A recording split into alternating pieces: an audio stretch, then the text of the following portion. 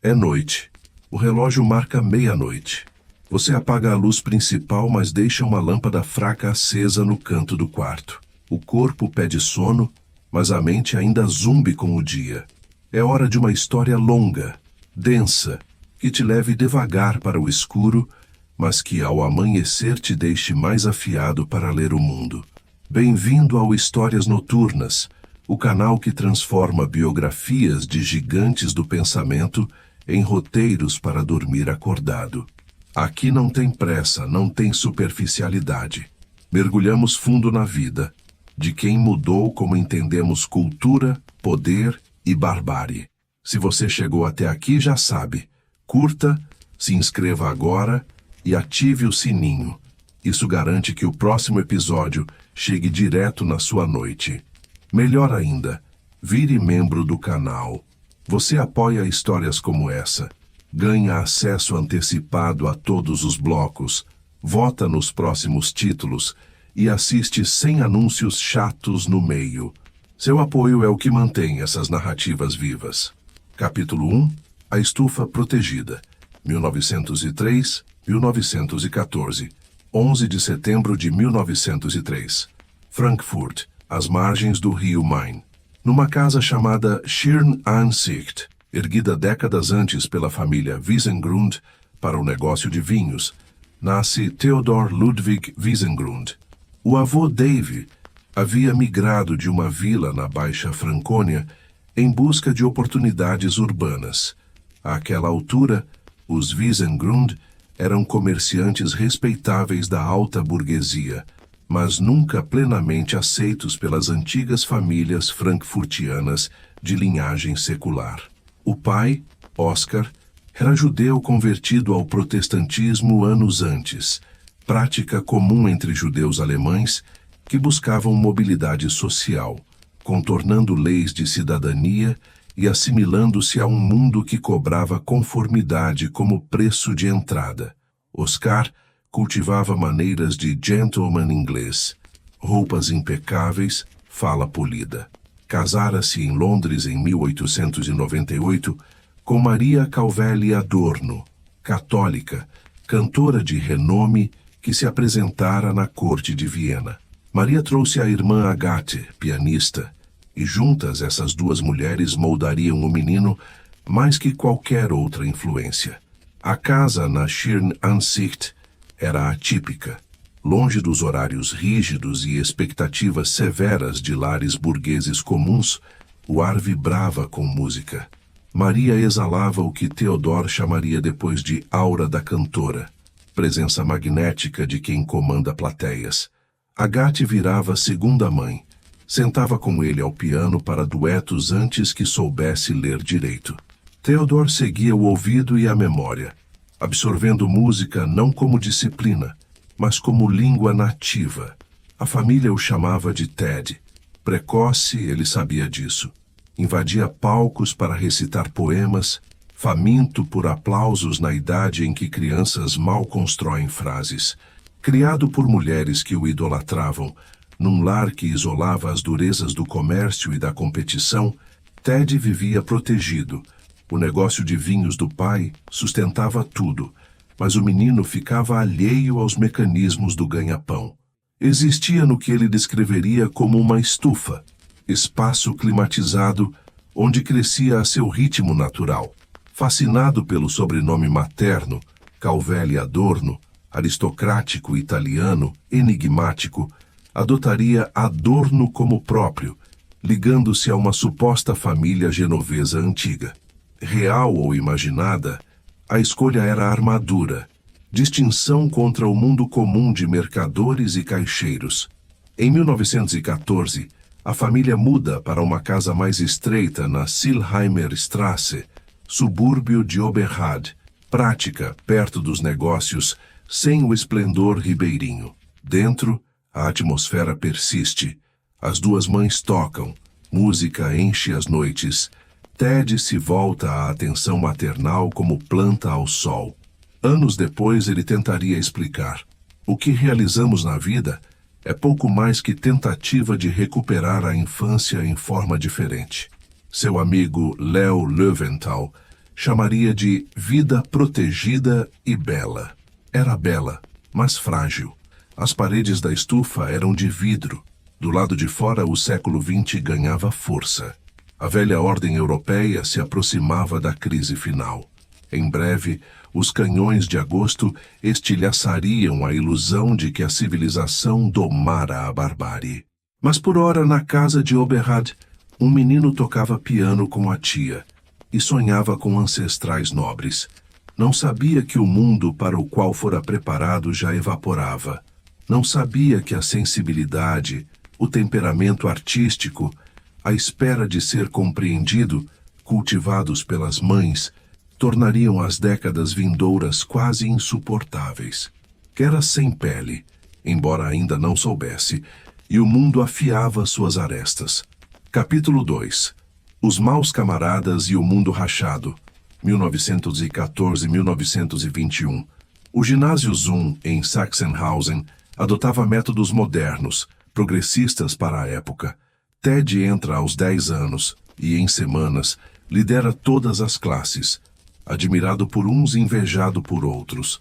Professores notam sua rapidez, fluência, capacidade de discorrer sobre temas que meninos do dobro da idade mal captam. Prodígio por qualquer medida, e prodígios, regra geral, não sobrevivem aos pátios escolares. Havia o Clube Inofensivo, nome irônico. Eric Feivel Bella, colega, recorda Ted Wiesengrund perseguido por matilha uivante no recreio. Zombavam de seu jeito, seriedade, fala. Pior, o outro golpe mais fundo, gritos nos corredores. Saudações ao pai Abraão. A família ia à igreja, assimilada, culta, alemã até o osso. Nada importava. Os meninos viam o que queriam ver. Adorno chamaria isso de pesadelo da infância, caçada coletiva ao que se destaca. Entendia mesmo então algo além de crueldade escolar comum, ensaio de algo sombrio que demoraria décadas para se realizar em forma plena e terrível. Sentia no corpo, coração acelerado na fuga. A escola vira lição, protótipo de alienação social, onde professores deixam de ser humanos para mediar informação abstrata e coerciva. O calor do salão materno, duetos a 4 mãos com Agathe, poemas para parentes admirados, tudo pertencia a outro mundo. Aqui, o saber chegava sem prazer. A autoridade usava máscara. A instituição moía segundo suas necessidades, indiferente às almas individuais. Enquanto isso, o mundo se rasgava. A Primeira Guerra começa em 1914, acaba em 1918. Ted, jovem demais para servir, vê os garotos mais velhos sumirem, jornais cheios de baixas, retórica nacionalista saturando espaços públicos. Desenvolve resistência quieta, palavras estrangeiras na fala e escrita, atos linguísticos contra o chauvinismo que exigia tudo alemão, frases francesas, tags latinos, células de oposição em suas sentenças. Nesses anos, conhece Siegfried Kracauer. Apresentação via amiga da família, Rosie Stern. Kracauer, 14 anos mais velho, arquiteto virando jornalista e filósofo, também outsider. Sofrera defeito de fala na infância, andava pelo mundo com um senso perpétuo de não pertencer, observando de leve distância. Descrito como homem sem pele, tudo penetrava, cada desfeita, ombro frio, exclusão, deixava a marca. O contraste com Ted era nítido, menino de conforto material, cercado de mulheres adoradoras, autoconfiante, mas reconheciam algo mútuo, seriedade compartilhada, talvez. Ou Kracauer precisava de aluno, Ted de professor sem condescendência. Sábados à tarde, Kracauer ia a Silheimerstrasse. Liam a Crítica da Razão Pura de Kant juntos. Não como filosofia escolar. Kracauer lia contra o texto, achando tropeços, contradições, apesar dos esforços sistemáticos do autor. As passagens eloquentes São feridas deixadas pelo conflito na teoria. Filosofia não era arquitetura de verdade perfeita, mas campo de batalha. Cicatrizes visíveis, se soubesse olhar. Isso mudava tudo. Ted aprendia a ver o mundo familiar de fora. A cultura burguesa, absorvida como ar, agora parecia construída, questionável. A postura experiencial de Krakauer, do estrangeiro perpétuo, virava método. Não precisava ser excluído para adotar o olhar do excluído. Podia escolher, tornar ferramenta. A amizade era intensa, desigual.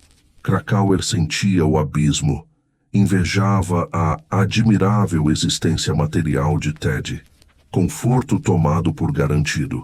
Ted percebia o problemático senso de pertencimento do mais velho, nunca assentado em posição, identidade, lar. Prenúncio de tensões futuras. Por ora, liam Kant, falavam, a guerra acabava, o Império Alemão ruía. Ted matricula-se na universidade. Escreve ensaios defendendo professores como figuras de autoridade. Mesmo absorvendo correntes revolucionárias no clima intelectual, seus mestres eram patriotas. Reinhold Kickel, encarnava fervor nacionalista que Ted achava opressivo. Mas o conceito de autonomia, aprendido em parte deles, podia se voltar contra. Um radicalismo estético de esquerda tomava forma, meio cru, buscando expressão própria. A bela vida do lar parental fora ilha. Agora entendia. O ranço coletivo, a violência histórica, a maquinaria fria de instituições pressionavam de todos os lados. Tutoriais privados com Krakauer deram ferramentas. O ginásio, feridas. Precisava de nova arena para a ambição crescente, mistura estranha de paixão artística e fome teórica. A rebelião iniciada no salão materno, lendo filosofia aos sábados, agora pedia palco maior. Capítulo 3. A constelação de amigos, 1921-1924. Universidade de Frankfurt, 1921. Instituição jovem, fundada anos antes com dinheiro de famílias judias mercantis da cidade, querendo algo além do prussianismo antigo. Adorno chega e se matricula em filosofia, sociologia, psicologia e história da música, transitando entre disciplinas como cômodos da mesma casa. Num seminário de psicologia com Ademar Gelb, nota Max Horkheimer. Horkheimer senta afastado, menos como estudante correndo por diploma, mais como jovem de família rica que entrou por curiosidade, destacado, cético, observando de leve distância. Adorno, 20 anos, aproxima-se após a aula. Horkheimer tem 28. A amizade que nasce ali vira a parceria intelectual central da vida de Adorno. Compartilham algo essencial. Intuição de que velhas formas de pensar arte e beleza falham diante do que acontece no mundo. Horkheimer passara tempo no negócio têxtil do pai. Sabia como o dinheiro flui, como os sistemas operam. Combinava ceticismo agudo com o que Adorno chamaria de vontade de sobreviver. Para o mais novo, ainda envolto em entusiasmos musicais e filosóficos, isso fascinava. Alguém que vira mais da máquina e saía intacto. Em 1923, conhece Walter Benjamin, provavelmente num seminário ou no café West End, salas enfumaçadas onde intelectuais discutiam sobre café. Benjamin é outra coisa. Sua filosofia, diria Adorno, soa como emergindo de mistério, com poder que sobrecarrega o olhar até as lágrimas. Benjamin via a história diferente. Onde outros viam narrativas grandiosas de progresso, ele via detritos e ruínas. Método microscópico, examinando fragmentos varridos pelos vencedores. Sua tradução de Baudelaire, seu estudo estranho e brilhante sobre drama trágico alemão, mostram a Adorno um pensar inédito. Adorno move-se numa constelação de intelectuais judeus. Krakauer ainda lá, mentor dos sábados. Agora Horkheimer, Benjamin, Leo Löwenthal, outro jovem lidando com questões parecidas. Todos, de modos distintos, tentam entender o erro.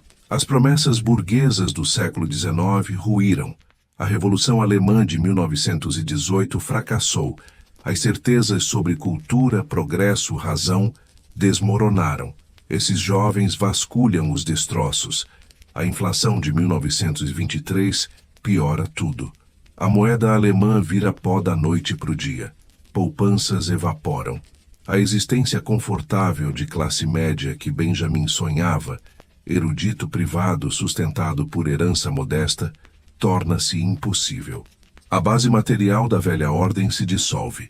Catástrofe econômica radicaliza o pensamento.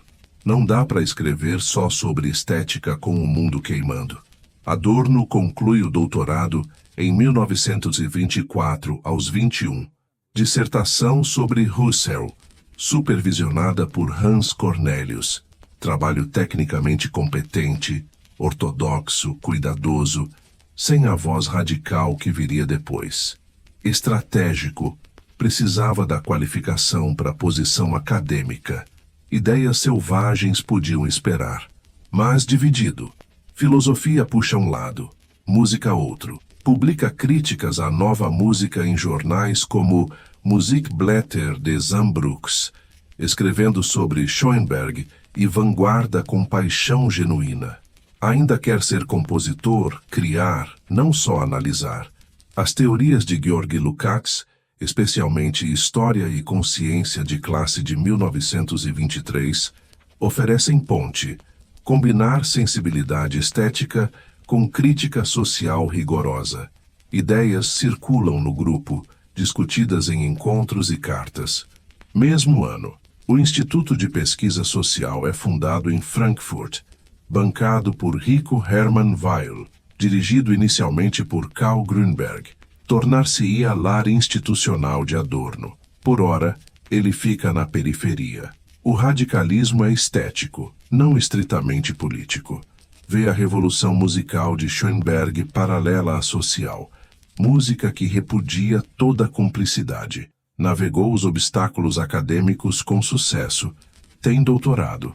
Rede de amigos brilhantes, compartilhando desilusão com a velha ordem. Mas algo falta. O caminho acadêmico na Alemanha parece estreito. O impulso criativo insatisfeito por trabalho puramente teórico. A segunda escola vienense de música, Schoenberg e o Círculo, representa a verdadeira vanguarda modernista. Para resolver o conflito entre intelecto teórico e necessidade de criar, precisa sair de Frankfurt e se testar na capital da nova música. Capítulo 4. A Escola de Viena, 1925-1926. Verão inicial de 1925. Ted chega a Viena 21 anos, recém-doutor em filosofia carregando carta para Alban Berg. Carta precisa, quase clínica. Apresenta-se como Dr. T. Wiesengrund Adorno. Anuncia exatamente o que precisa. Aulas de composição. Sabe dizer a Berg o que requer. Viena então é cidade com o futuro atrás. A Revolução Estética de 1910 já rolou. Rupturas musicais, estilhaço da tonalidade, método dodecafônico. Tudo endurecera em nova tradição. O choque passara. Restava círculo de compositores guardando a conquista, como padres velando chama moribunda. Mas para Ted, Viena parece segunda casa. Reconhece no ar melancolia profunda, sul-alemã e austríaca, provada primeiro em verões infantis, na vila de Amorbach. A cidade o envolve. Berg é revelação. Ted descreve seu rosto como montanha com olhos abissais, enigmaticamente vazios, lagos em pedra. Parece gigante tateante, sonhador, não inteiramente à altura de si. A gentileza em Berg contrasta com a severidade da música. Tarde, Berg leva Ted ao café imperial. Passa horas ensinando a escrever partitura legível, Lição de ofício com paciência e intimidade. Ted admite exibir seriedade mortal que provavelmente irritava o artista maduro. Era sincero ao excesso. Berg o puxa para intimidades outras. Caso secreto de amor, por cartas e olhares, entre Berg e Hannah Fuchs Robetin, irmã casada do escritor Franz Werfel. Berg usa Ted como intermediário desajeitado, jurando sigilo. Ted aceita o papel. Sente viver em esfera de grandes paixões, longe da estreiteza provinciana de Frankfurt. Jovem, impressionável, o drama o excita. Tenta aproximar-se de Arnold Schoenberg, o mestre. Não vai bem. A autoridade de Schoenberg assusta de modo uncanny. Vê o mais velho como figura intimidadora, ao mesmo tempo ator e palhaço. A combinação repele. Não consegue se aproximar. Na órbita de Schoenberg, porém, conhece Hans Eisler. Eisler só 5 anos mais velho, já reconhecido como compositor da geração mais jovem. Trata o mestre com insolência rebelde que impressiona Ted enormemente. Eisler guia para o radicalismo de esquerda, apresentando revolucionários profissionais e radicais de café. Ted sente a atração e exclusão desse mundo conspiratório. Quer pertencer, mas algo o retém. Frequenta o Café Imperial e o círculo do satírico Karl Kraus, cujas performances públicas subvertem conceitos religiosos. Encontra o filósofo Georgi Lukács, chegando não em trajes revolucionários esfarrapados, mas elegante. Confunde Ted. Esperava líder comunista com visual à altura. De volta a Frankfurt, o mentor Siegfried Krakauer recebe cartas entusiasmadas mas codificadas sobre tudo. Casos secretos, contexto urbano de artistas misturando-se a industriais. Krakauer nota dissimulação no jovem amigo.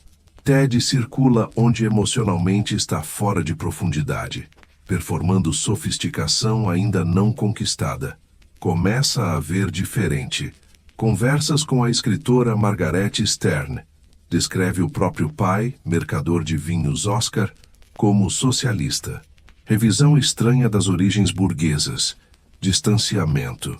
Ao mesmo tempo, saboreia a proximidade de Helene Berg, rumorada filha ilegítima do imperador.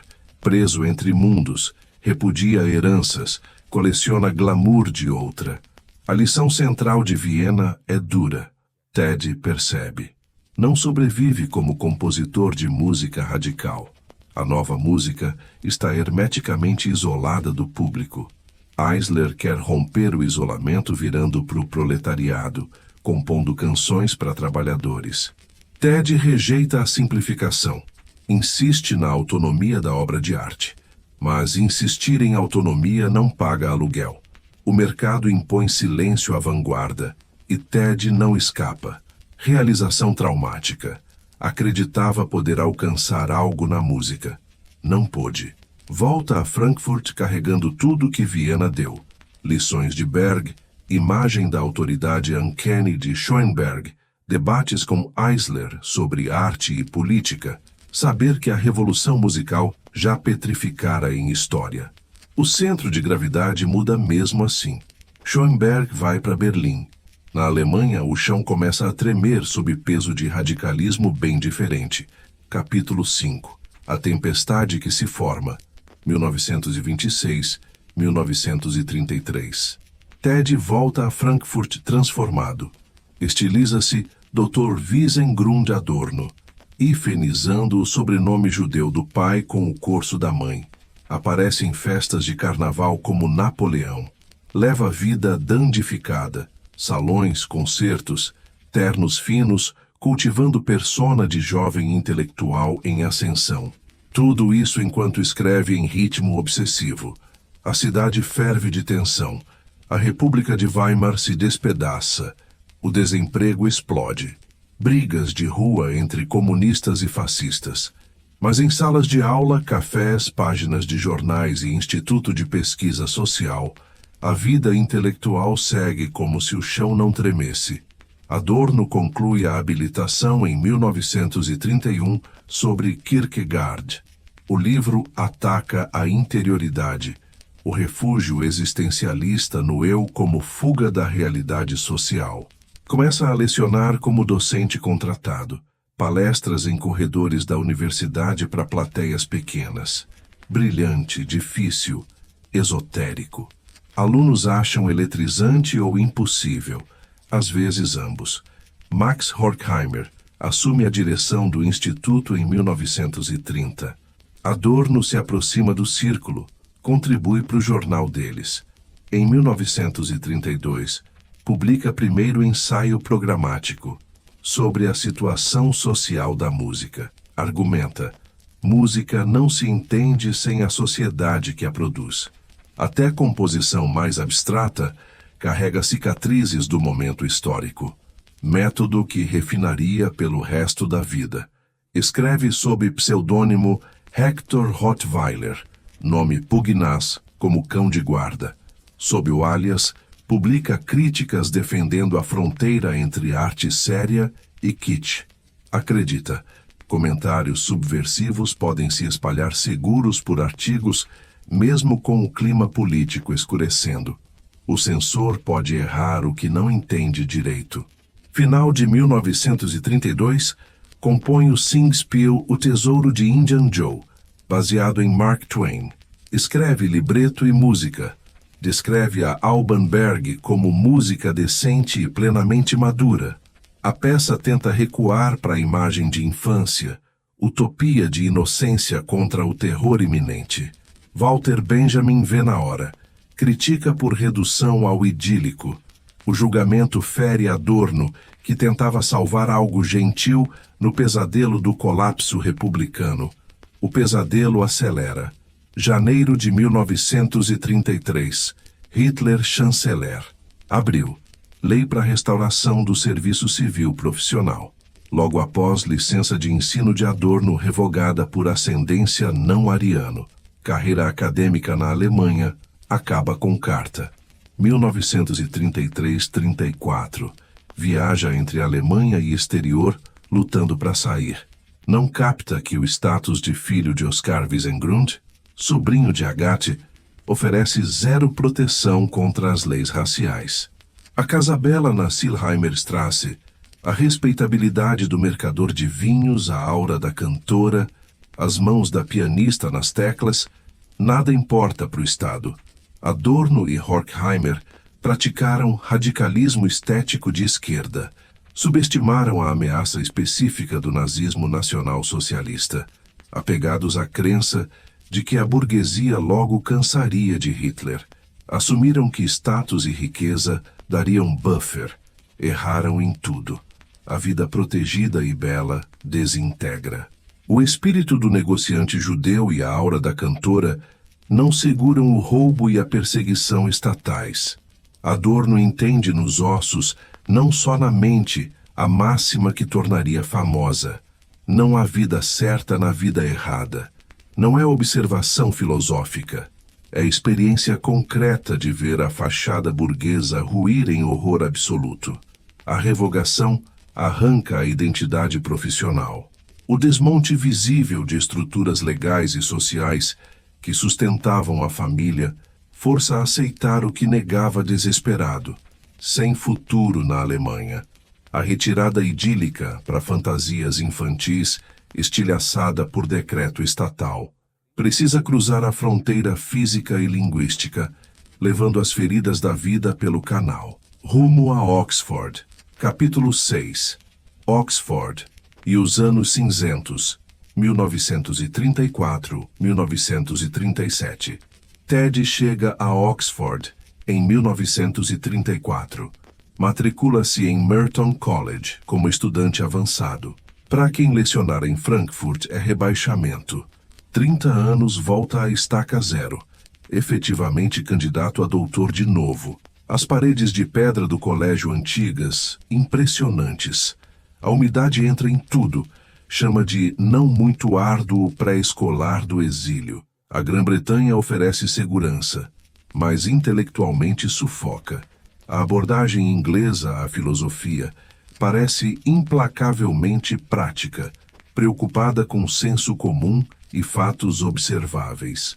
Cadê a dialética? Cadê a contradição? Vagueia por cultura que acha totalmente comercializada. Até a frase English spoken soa como slogan publicitário. Tudo transacional, tudo cinza. Vive em estado de vida reduzida. Ocasionalmente volta à Alemanha, ver Gretel Karplus, noiva, e levar moeda estrangeira para os pais desesperados. Cada viagem arrisca. Os nazistas controlam as fronteiras. Confessa privado. Teme ser gaseificado se a guerra eclodir. Faz as travessias mesmo assim. Volta ao silêncio de Oxford, onde ninguém parece entender o que rola no continente. A pressão para conformar é constante. Sente agudamente. Escreve uma vez. Quem fala sua própria língua com paixão não consegue falar língua estrangeira. Seu alemão é preciso em camadas exigente. O inglês requer mente diferente. Sente-se aleijado, não ouvido. Ninguém mais me entende, escreve. A solidão entrelaçada nas palavras mantém trabalhando. De 1936, publica ensaios sobre jazz sob o pseudônimo Hector Rottweiler. O ensaio é mortalmente sério. Recusa jazz como vitalidade americana ou expressão democrática. Para ele, Gebrauchsmusik, música utilitária, trilha sonora do lazer burguês. Vê nos ritmos capitulação estética, o indivíduo se curvando ao compasso do mercado. Leitura dura. Muitos discordam desde então, mas Adorno nunca amolece a visão. A linha de vida nesses anos. Correspondência. Cartas voam entre Oxford, Nova York e Paris. Horkheimer na América, reconstruindo o instituto em solo estrangeiro. Benjamin na Europa, vagando, produzindo fragmentos brilhantes, desesperando mês a mês. Adorno se agarra a essas trocas. Formam comunidade imaginada, ponte para a incapacidade de relacionar que o exílio impõe a todos. 3 espalhados por oceano e continente. Mas pensam juntos, discutem, mantêm-se intelectualmente vivos. Então, vêm as perdas. Véspera de Natal, 1935. Alban Berg morre em Viena. Adorno recebe a notícia. O chão treme. Berg fora professor, modelo de compositor. Escreve: longos anos foram arrancados de nossas vidas. Para os sobreviventes, a continuidade da própria existência, diz, rompida por catástrofes. Palavra que usaria de novo e de novo. Mesmo ano, tia Agathe morre.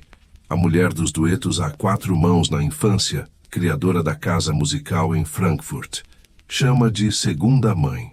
A morte corta algo essencial. A utopia infantil agora verdadeiramente ida. Confessa a Horkheimer. A existência privada mudou fundamentalmente. Admite paralisia. Melancolia e solidão pressionam. O trabalho, diz, virou droga para suportar o fato insuportável de estar seguro enquanto o mundo queima. Fora da linha de tiro, sim, mas espiritualmente destruído. Continua escrevendo mesmo assim. Em Oxford, trabalha crítica a Husserl, lutando para manter autodisciplina intelectual. O resultado vira contra a epistemologia. Precisa do trabalho. Sem ele, talvez parasse. Num ponto, brinca com a ideia de compor hits para ganhar dinheiro. Descreve coceira nos dedos. Capítulo 7. Nova York e o rádio, 1937-1938. Adorno deixa os anos cinzentos de Oxford e cruza o Atlântico. Chega a Nova York com malas leves e bagagem pesada. Manuscritos, dúvidas, feridas do exílio. Horkheimer já está lá, reconstruindo o Instituto de Pesquisa Social em solo americano, financiado por doadores judeus exilados, agora com sede na Columbia University.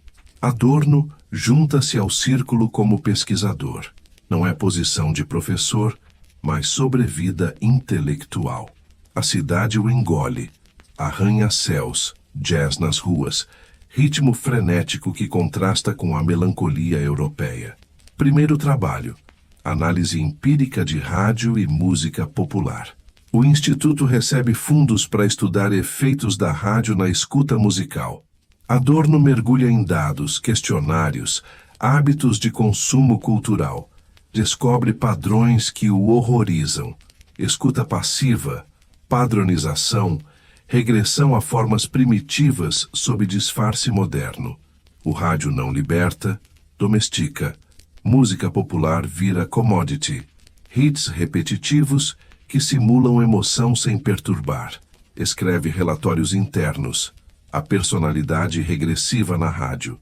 Ideia central: a mídia de massa não informa, manipula o desejo de regressão, reforça conformismo. Nova York é choque cultural duplo. De um lado, exilados europeus formam gueto intelectual, conversas em alemão, debates sobre dialética onde arranha-céus se erguem. Do outro, a América pulsa com otimismo comercial que Adorno acha superficial. Anúncios prometem felicidade pronta. Jazz, vitalidade falsa. Ele nota: mesmo na terra da liberdade, a lógica de troca domina tudo. Arte vira produto, pensamento vira mercadoria. A experiência reforça a intuição.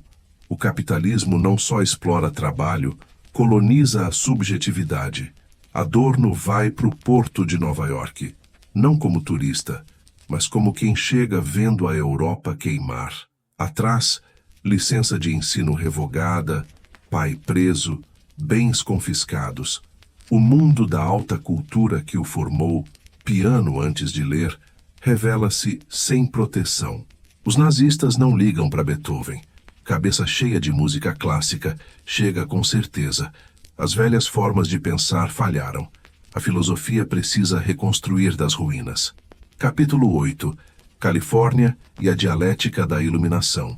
1938-1944. 1938. Avança. O Instituto migra para Los Angeles. Horkheimer convoca Adorno para Oeste. Califórnia. Sol eterno. Bangalôs. Hollywood brilhando. Exilados judeus escrevem roteiros em estúdios enquanto a Europa sangra. Adorno instala-se em casa modesta, mas o contraste dói. Assiste os horrores continentais de paraíso artificial. De dia, pesquisa para Princeton Radio Research Project. Noite, trabalha com Horkheimer em projeto ambicioso. Diagnóstico radical da modernidade. Resultado: Dialética da Iluminação, 1944, publicado 1947. Livro nascido em exílio, sob sol californiano. Tese central: a razão iluminista, prometendo progresso e emancipação, vira instrumento de dominação. O mito não some, metamorfoseia em ciência, técnica, racionalidade instrumental. O homem iluminado não domina a natureza, torna-se extensão dela, escravo de eficiência, lucro, controle. A cultura vira indústria. Hollywood, rádio, revistas padronizam desejo, vendem ilusão de escolha dentro de sistema fechado. O esclarecimento reverte a barbárie. Adorno e Horkheimer cunham indústria cultural. Não só entretenimento, mecanismo de reprodução social. Filmes, canções, propagandas criam pseudo-individualidade. Você acha que escolhe seu hit favorito, mas todos soam iguais. A massa não é burra, é produzida como tal. Fascismo não é anomalia, é lógica extrema de razão que reduz tudo a meio para fins. Trabalho em Hollywood. Adorno assina roteiros não creditados para filmes de detetive. Estuda astrologia popular para entender a irracionalidade moderna. Vê os estúdios como laboratórios de manipulação. Testam reações. Ajustam fórmulas para maximizar lucro. A experiência prática confirma a teoria. Arte comercial não expressa, administra. A guerra avança. Notícias da Europa chegam fragmentadas. Guetos, campos, genocídio. Adorno longe sente culpa do sobrevivente. Escreve cartas urgentes para Benjamin, ainda preso na França. Benjamin, desesperado, rejeita convite para a América. Prefere Marsella, depois Portugal. Adorno insiste. Venha, aqui é a chance. Benjamin se suicida em Portbou, 1940. A morte devasta Adorno. Perde não só o amigo, mas espelho de sensibilidade crítica. A Califórnia para Adorno é exílio duplo, geográfico e espiritual.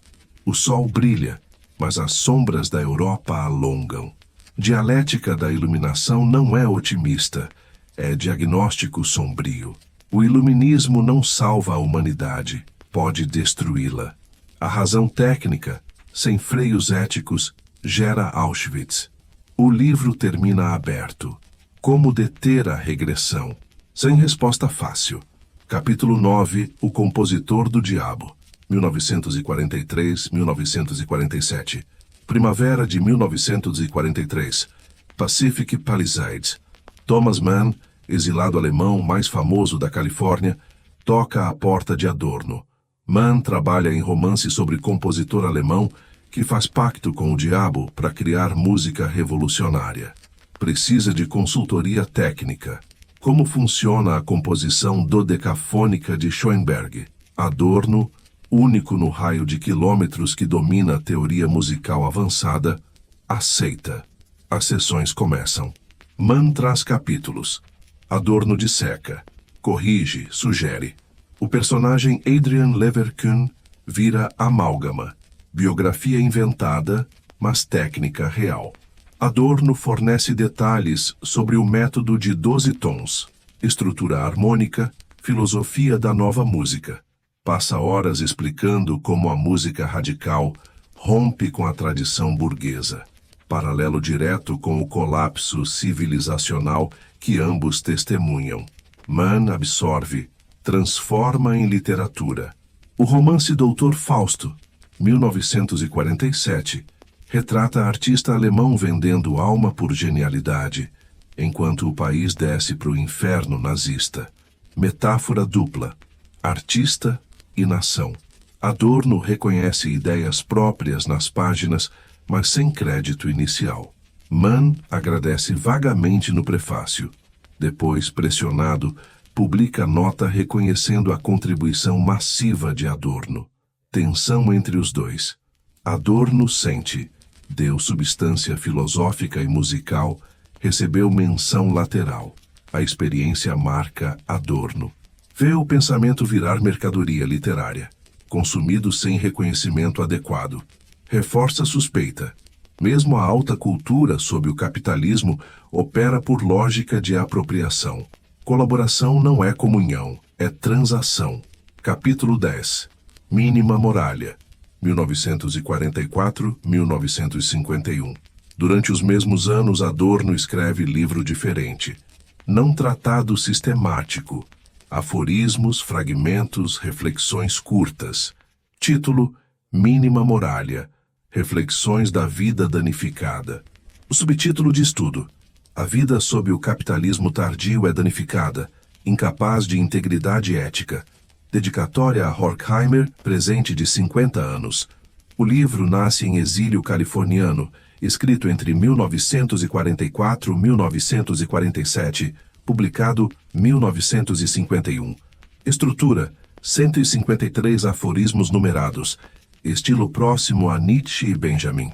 Temas: amor impossível, amizade corrompida, linguagem degradada, pequenas crueldades cotidianas sob sistema que reduz tudo à troca. Frase famosa: não há vida certa na vida errada. Máxima central do livro: sob condições falsas, capitalismo, fascismo, cultura administrada, impossível viver eticamente. Não é questão de escolha individual, a estrutura impede. Tentar ser bom dentro do sistema é ilusão. O sistema contamina tudo.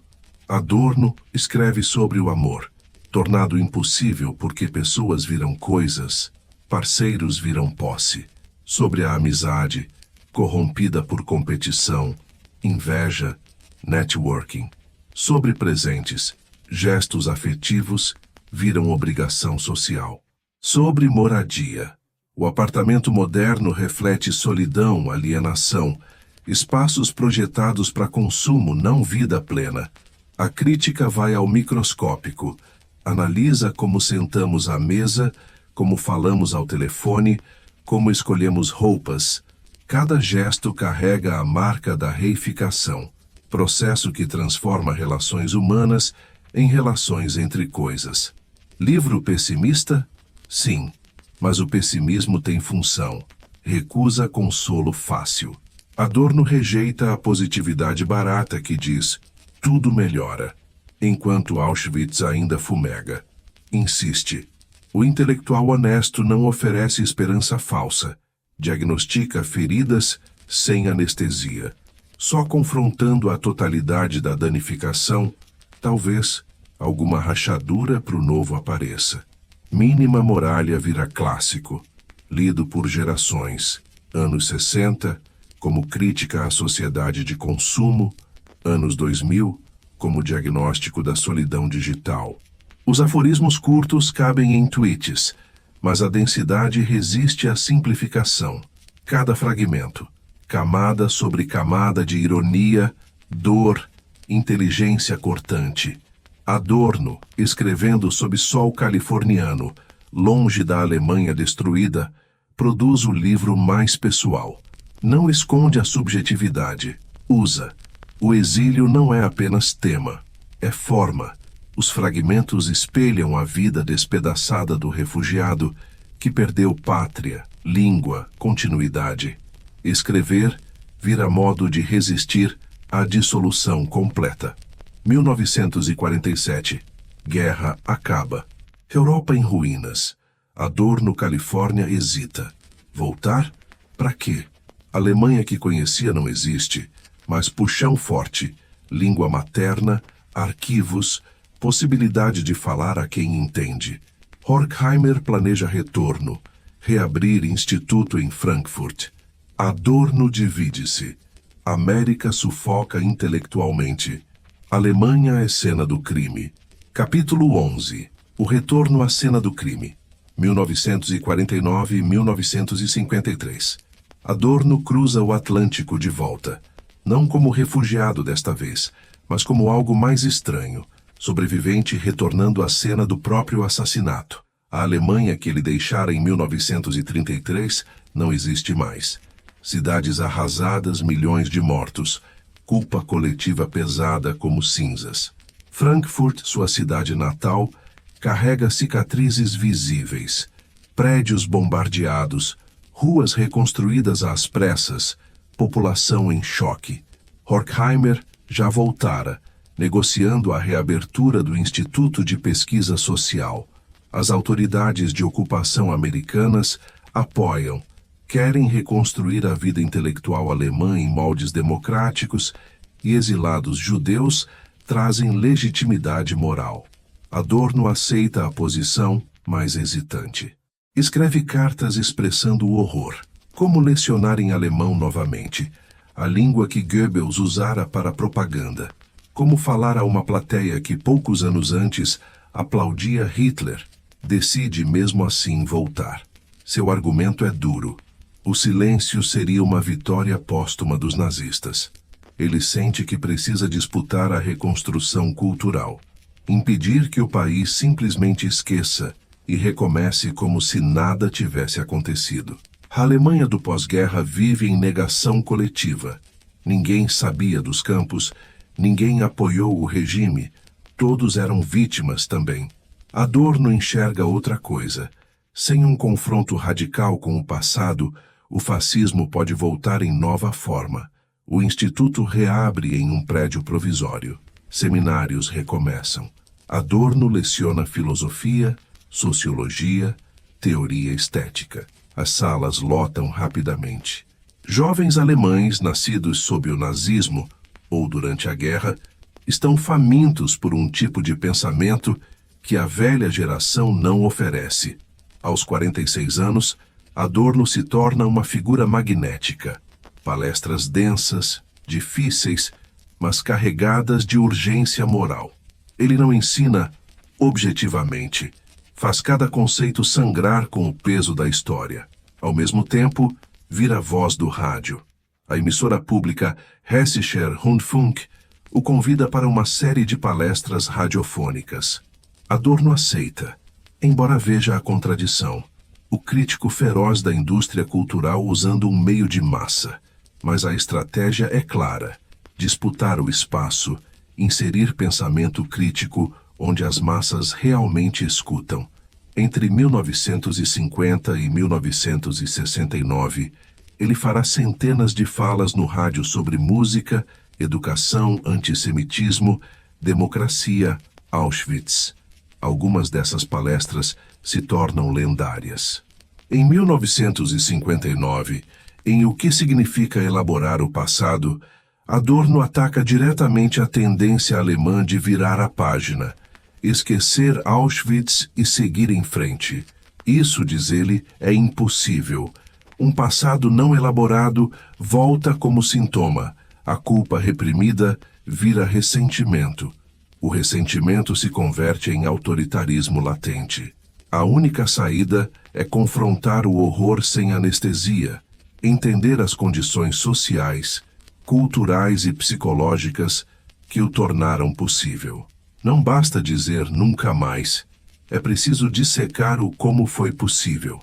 Outra palestra famosa de 1966 é Educação após Auschwitz. A frase de abertura é um soco. A exigência de que Auschwitz não se repita é a primeira de todas para a educação. Adorno argumenta que o sistema escolar alemão fracassou porque produzia obediência cega, conformismo, frieza afetiva. O nazismo não foi uma aberração, foi o resultado de uma pedagogia autoritária que esmagava a autonomia crítica. Educação verdadeira para ele precisa formar pessoas capazes de dizer não, mesmo contra a autoridade, mesmo contra a maioria. As palestras causam furor. Alguns ouvintes são gratos.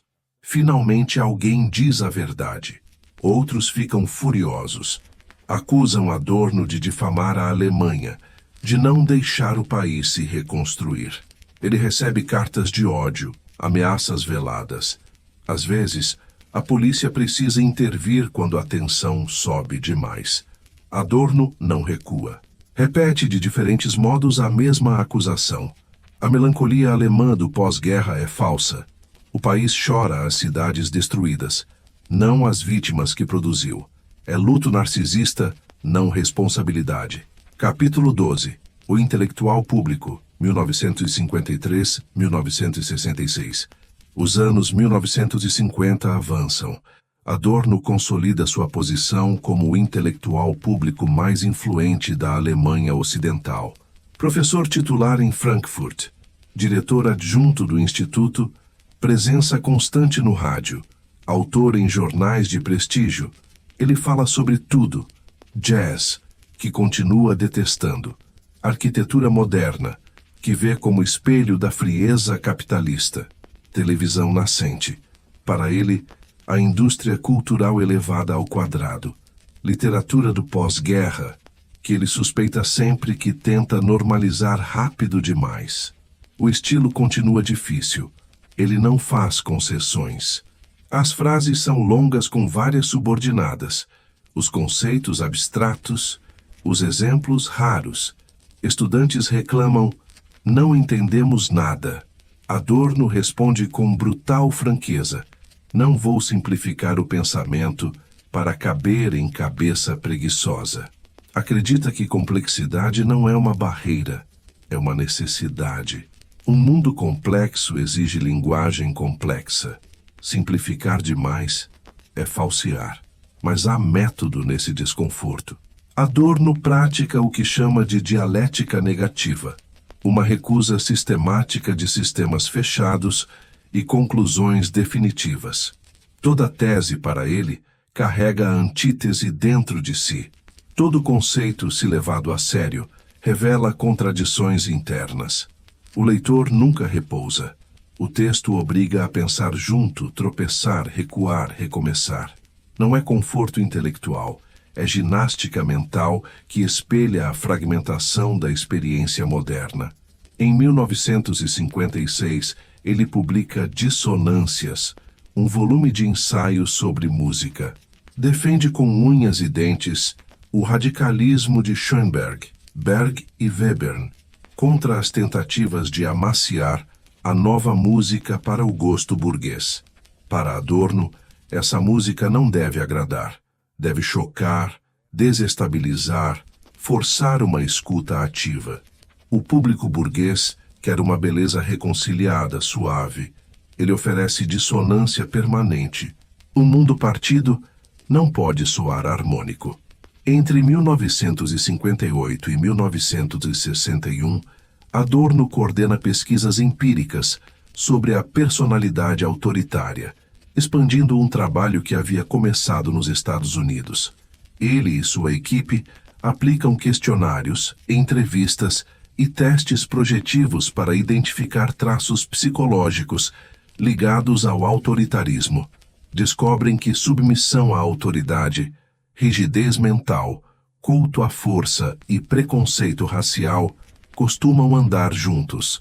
Conclusão inquietante. O fascismo não é apenas uma doutrina política, é uma estrutura de caráter, moldada na família, na escola, no local de trabalho. Combater o fascismo exige transformar esses ambientes em que a personalidade se forma. A popularidade de Adorno cresce. As salas de aula transbordam.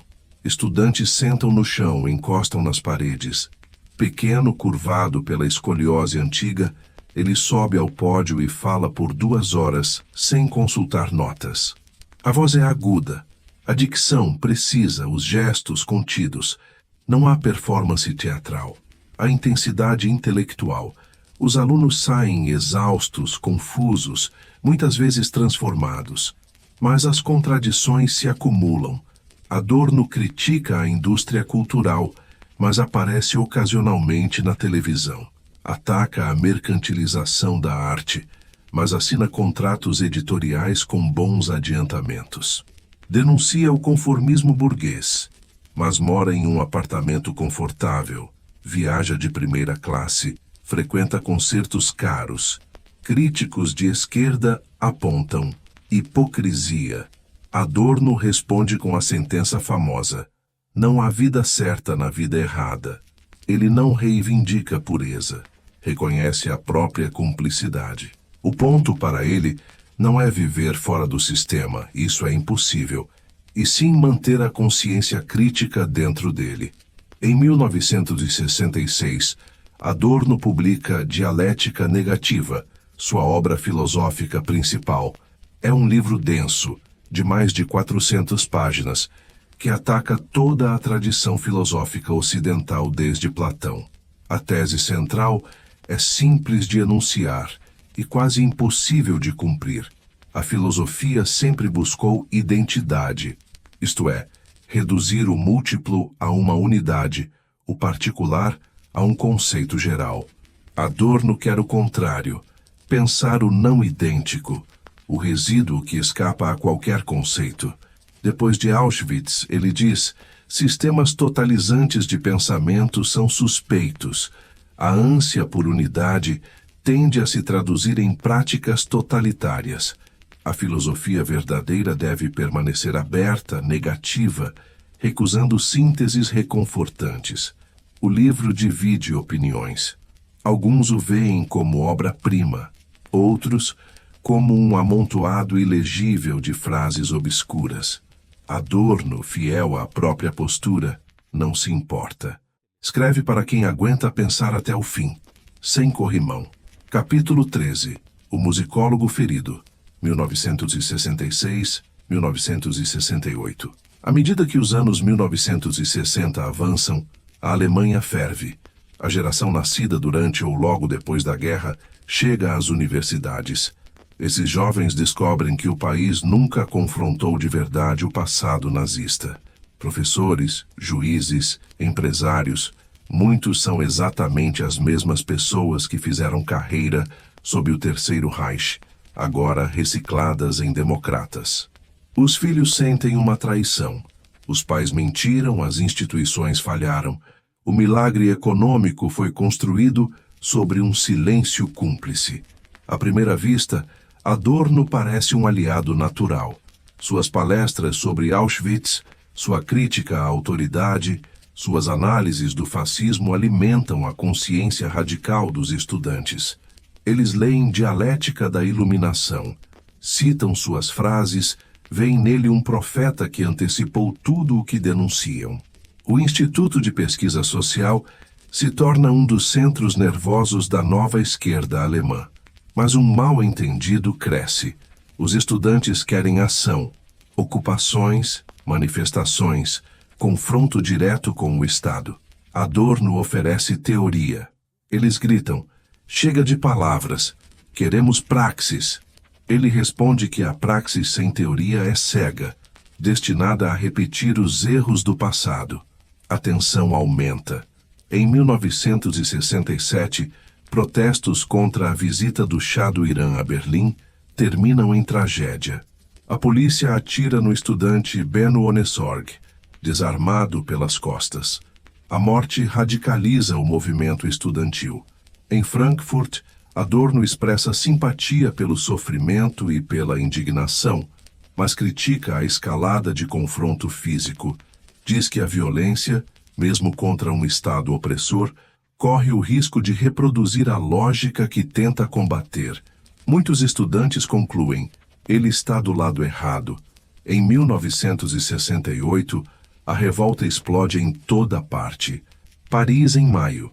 Estudantes e operários ocupando ruas e fábricas. Berlim e Frankfurt seguem o ritmo. Em Frankfurt, um grupo ocupa o prédio do Instituto de Pesquisa Social, o edifício de Adorno. Ele chega para dar aula e encontra as portas bloqueadas, cartazes nos corredores. Adorno traiu a revolução. O choque é profundo. A instituição que ele reconstruiu, o refúgio intelectual do pós-guerra, está tomada por aqueles que deveriam ser seus herdeiros. Adorno chama a polícia. É a decisão fatal. Os estudantes são retirados à força. Alguns acabam detidos. Para muitos jovens radicais, isso sela o veredicto. O velho mestre é apenas mais um burguês protegendo sua propriedade com a força do Estado. Hans-Jürgen Krahl, líder estudantil e ex-aluno brilhante de Adorno, denuncia publicamente o antigo professor como alguém que se esconde atrás de uma retórica esquerdista enquanto age como conservador. A ruptura se torna irreversível. No início de 1969, Adorno tenta retomar as aulas. Em um dos encontros, estudantes interrompem a exposição, sobem ao palco. 3 jovens mulheres, militantes do movimento, sobem à mesa, tiram os casacos e ficam com o peito nu diante dele. Cercam o professor que está sentado, jogam flores, o beijam na cabeça calva. É uma encenação pensada para ridicularizar a figura de autoridade, expor seu corpo frágil, sexualizar a situação e afirmar: sua teoria é impotente diante da nossa prática. Adorno fica paralisado. Não reage, não grita, não agride. Pega a pasta, desce do pódio e sai da sala em silêncio. Nunca mais volta a dar aula naquele semestre. O episódio o fere profundamente. Para um homem que carregava desde a infância a sensação de ser sem pele, exposto a cada rejeição, a humilhação pública vinda dos próprios alunos se torna quase insuportável. Em cartas a amigos, ele escreve com amargura. Diz que os estudantes não compreendem a gravidade do momento histórico, que projetam nele a figura abstrata do pai burguês a ser derrubado. Afirma que a pressa revolucionária deles ignora correlações de força, subestima a capacidade repressiva do Estado e corre o risco de virar uma caricatura daquilo que combate. Ao mesmo tempo, confessa dúvidas. Pergunta se em algum ponto sua própria teoria não se cristalizou demais, se ele não falhou em acompanhar a nova forma de radicalismo que ajudou a preparar. Capítulo 14. A mensagem na garrafa aberta, 1969. Na primavera de 1969, exausto e ferido, Adorno se afasta. Viaja para a Suíça com a esposa Gretel. Aluga um chalé em Zermatt, ao pé do Matterhorn. O plano é simples: descansar, caminhar um pouco, respirar o ar fino das montanhas e tentar retomar o trabalho intelectual longe do tumulto alemão. Mas o corpo cobra a conta. Adorno tem 65 anos, uma vida inteira de doenças, estresse e esforço intelectual contínuo. Caminha devagar pelas trilhas, sente o peito apertar com o esforço, tenta reler manuscritos, mas a concentração falha. Cartas chegam da Alemanha. Alguns estudantes pedem desculpas, outros reafirmam as acusações de reformismo. Ele responde pouco. 2 projetos o assombram. Um é a Teoria Estética, livro inacabado em que trabalhava há anos, tentando formular uma filosofia da arte à altura da catástrofe do século XX. O outro é um grande estudo sobre Beethoven, especialmente as últimas sonatas, que ele via como música da dor sem resolução, da dissonância levada até o limite. Ambos ficam pela metade. No dia 6 de agosto de 1969, durante uma caminhada, Adorno sente uma forte dor no peito. Sofre um ataque cardíaco. Apesar do socorro médico, morre pouco depois, em um hospital em Visp, longe de Frankfurt, longe do instituto, longe dos auditórios lotados. Ele morre como viveu boa parte da vida, em exílio, desta vez autoimposto. A notícia chega rápido à Alemanha. Horkheimer, amigo e parceiro de décadas, fica devastado. Habermas, o aluno mais famoso de Adorno, escreve que a filosofia perdeu uma de suas vozes mais indispensáveis. Uma parte da esquerda estudantil reage com frieza, alguns até com hostilidade mal disfarçada. Anos depois, vários deles admitiriam que não entenderam o que estavam perdendo. Adorno é enterrado em Frankfurt. No funeral, colegas, antigos estudantes e intelectuais de toda a Europa se reúnem. Marcuse, outro grande nome da escola de Frankfurt, envia uma homenagem em que chama Adorno de consciência crítica de nossa época. A expressão gruda na memória de muitos. Mais do que um sistema, ele ofereceu um modo de não se deixar enganar. Depois da morte, a obra continua a circular, talvez até com mais força. Dialética da Iluminação vira texto obrigatório para entender cultura de massa, propaganda, fascismo e a relação entre razão e barbárie. Mínima Moralia é lido como uma espécie de manual para a vida danificada sob o capitalismo tardio. Dialética Negativa se torna referência em filosofia continental.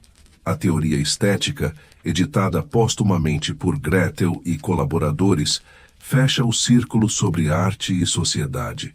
Mas, junto com a recepção séria, vem também mal-entendidos persistentes. Uns leem Adorno como um pessimista absoluto, convencido de que nada pode mudar. Outros, como um elitista hostil a qualquer forma de cultura popular. Ambos erram o alvo. Seu pessimismo era método, não desistência. Recusa de aceitar reconciliações falsas em um mundo ainda atravessado por Auschwitz. E sua crítica à cultura de massa não era desprezo ao povo, mas ódio a formas industriais de entretenimento que tratam o povo como massa manipulável. Em vários textos, Adorno comparou o próprio trabalho a lançar uma mensagem em uma garrafa ao mar. Ele sabia que escrevia para um presente que, muitas vezes, não queria ouvir. Apostava que, em algum futuro, alguém encontraria a garrafa, abriria a mensagem e a usaria para entender um novo tipo de barbárie. No século XXI, em meio a algoritmos, fake news, vigilância digital e novos autoritarismos, essa imagem parece estranhamente precisa. As ideias mais sombrias de Adorno, de que o progresso técnico pode andar de mãos dadas com a regressão moral, de que a cultura pode se tornar instrumento de dominação, de que não há vida certa dentro de um sistema errado, não eram profecias de gosto duvidoso. Eram tentativas desesperadas de nomear um perigo que ele viu com os próprios olhos. Ao recusar esperança barata, ele tentava proteger a possibilidade de uma esperança real. Se você ainda está acordado, talvez perceba o paradoxo. Um filósofo acusado de pessimismo radical continua sendo lido justamente por quem ainda não desistiu. Pensar com Adorno não é aceitar que o mundo está perdido. É recusar as mentiras reconfortantes que o mantêm como está. Nesse sentido, suas ideias mais escuras não são um convite ao desespero, mas um chamado à lucidez, mesmo no meio da noite.